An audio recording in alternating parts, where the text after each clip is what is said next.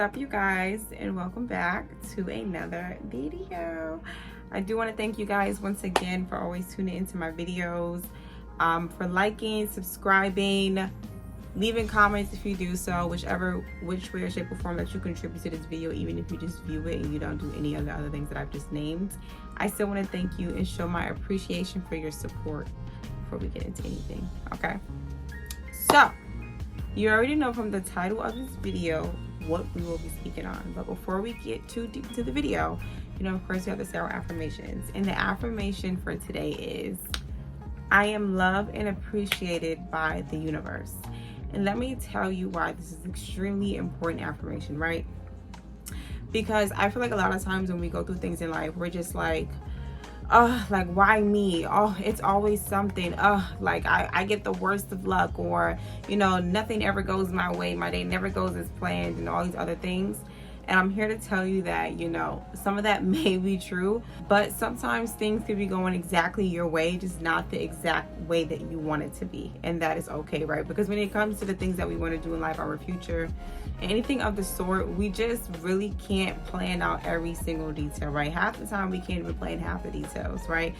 A lot of the stuff that we plan throughout our day is kind of like unnecessary, because our day is really based off the universe time and what the universe wants and need us to do, and God and things of that nature.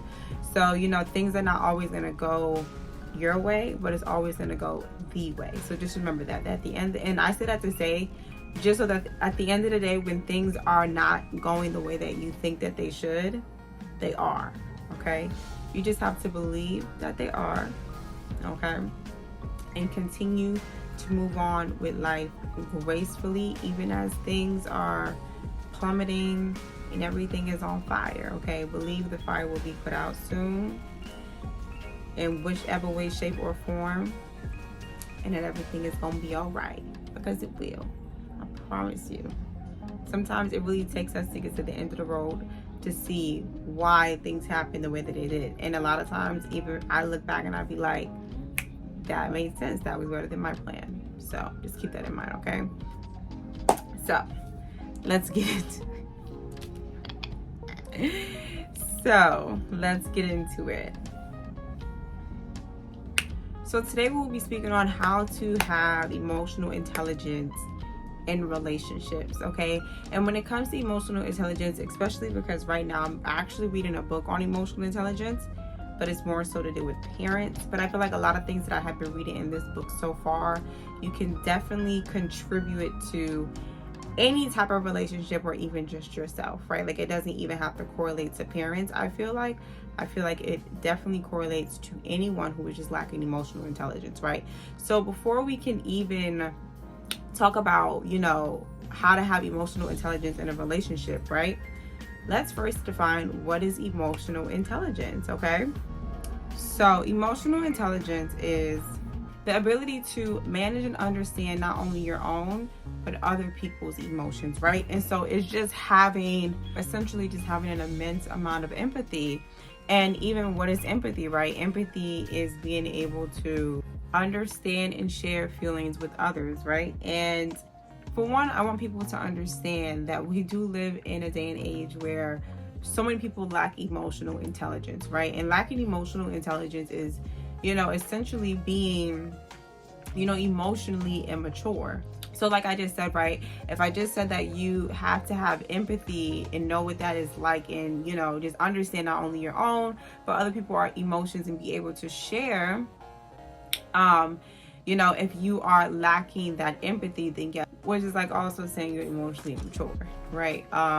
Because maturity comes with knowledge. So let's just get that out there.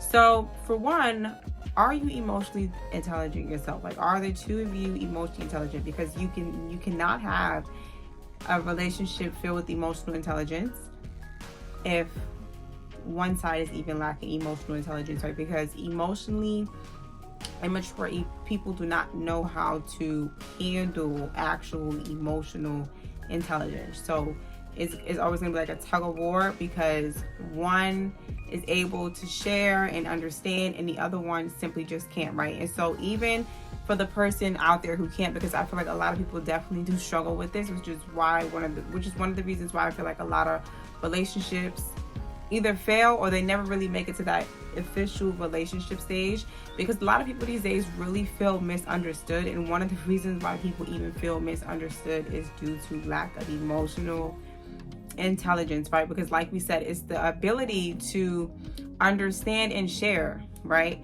So imagine you yourself is a person who lacks empathy, so you don't have the ability to understand and share. And the only reason why you would lack so much empathy is because you have to first understand your emotions and your feelings in order to relate to another person and to share. And a lot of people these days do not understand their own emotions. Okay, a lot of people are very confused when it comes to what they want, with a lot of things in life, but definitely when it comes to their feelings. And that stems, the tree just keeps going down. And that stems from having emotionally immature parents. So you see how it just trickles on down, having emotionally immature parents can cause you to be emotionally immature, which causes you to then lack empathy to the point where you cannot understand your own feelings, so you cannot share and be open with others and understand others because you really don't understand yourself. Plain and simple, right? So I'm not going to make this video too long. I do want people to really sit and think about that. See if you yourself are emotionally immature, or if you had emotionally immature parents. If you guys want me to do a video on what emotionally immature parents look like, I can definitely do that for you. But yes, ask yourself those questions. If you have a partner, are they emotionally immature? Right? Like I said, it's having the lack of understanding yourself and other people's feelings as well, so you don't share. People who are emotionally immature have a tendency of, when it comes to actual conversations that have to do with feeling and depth and just concepts and different emotions, they tend to really steer away from those type of conversations. They can do it with either sarcasm or a joke, or simply just shutting down and ignoring you. And there are also other signs of lack of emotional intelligence, but that is definitely top 5, maybe top 3. Just a person deviating from a conversation when you're actually trying to have a meaningful, deep conversation with them about a certain thing. If they've always deviated from that, but then they lack emotional intelligence because they're having a hard time understanding themselves. They have a hard time understanding their selves and their true emotions, and so they can't give you what they necessarily don't have. So ask yourself, do you see yourself lacking emotional intelligence? Even Google it and see, what are some other signs. And if you have a partner, same thing for them. And if you want to sit down and have that conversation about, where does this come from? I really want people to sometimes really sit down and think and reflect. Like, okay, yes, I have this issue, as example such, emotional intelligence. What does that mean? Okay, that means, like I said earlier, okay, so where would that come from? Why would I feel like I can't understand my emotions? Okay, my parents, okay, what did my parents do, or how did they contribute to this issue? Because once you start digging and getting down to the root of things, you can pull out some bad weeds, girl or guy, and get your shit together. So if you want a relationship that is, emotionally mature, essentially, see if you are actually emotionally mature yourself. Because I feel like, if you even have to ask that question, like if you even have to dig in looking for videos on how to have emotional intelligence in your relationships, then in some way, shape, or form, it's lacking. There's only 2 people in a relationship. I would hope so. So if it's lacking, that means someone's lacking emotional intelligence. And you should definitely get that checked. I mean, you should definitely look into that. Yeah, I think you should.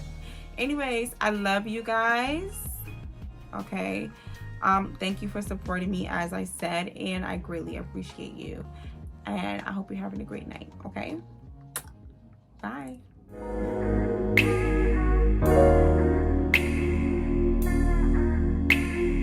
Bye.